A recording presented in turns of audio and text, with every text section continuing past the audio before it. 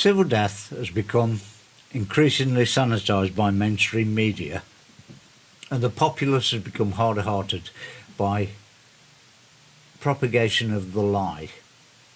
The media, in all its forms, no longer considers the cruelty that this government's perpetrated.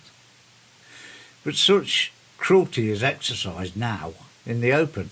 Because of the internet, everything is on the table. Drone strikes, illegally, under the UN, talked about as if robots are responsible, clinically working in autonomy, cleansing a problem on our behalf. Is it any wonder that thousands have died in the Mediterranean? You know, that our government bombed poor old Ahmed and his family out of his house. They're now living under a plastic sheet somewhere just outside Calais. French police, of course, come and bulldoze the camps. Does Boris give a shit? Who are you kidding? They grow up in a household where Nanny brings them up. Say goodnight to mummy, children. Yeah. Which one's mummy, Nanny? Probably see the parents half a dozen times a year. Do they know what love is? Do they know what companionship is? Do they actually know what humanity is? We've got old folks sitting in their own muck in care homes because there's not enough staff, and the staff that are there are on 0 hours contracts. It's madness. This country is going to hell in a handbasket. We've got the NHS working in bin liners with, in effect, a plague, a world plague. The history books called the last plague the Black Death. Is this one any lighter? Is this one any different? It's killing people the world over. My son is working in intensive care as a nurse.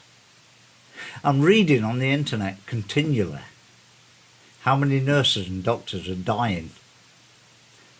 Nurses and doctors that we need, so much so that, as the Americans call it, this so-called Chinese disease, are sending us doctors and staff for our NHS, that this government and its previous leaders have run into the ground.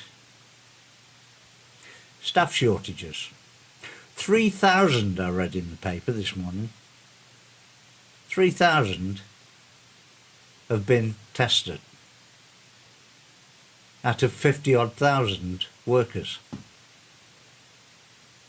We're now, what, 3-4 weeks into the plague? Boris Johnson does not give a tinker's damn whether you live or you die. And idiots voted for him. I can't understand it. I just don't get it. This plague,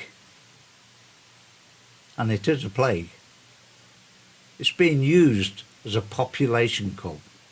Dickens wrote about it in the end of the 19th century when he wrote Christmas Carol. Scrooge says, let's decrease the surplus population. Decrease the surplus population. Think about that. We've got a surplus population in deindustrialised Britain that this plague to them is a godsend. Because for them, they can afford the best treatment. They can afford to be tested.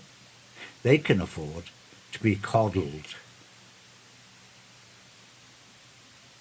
What about poor old Ahmed under his plastic in France? Or our old folks sat in their own filth in care homes?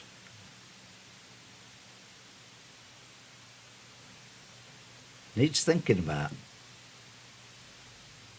Thanks for listening.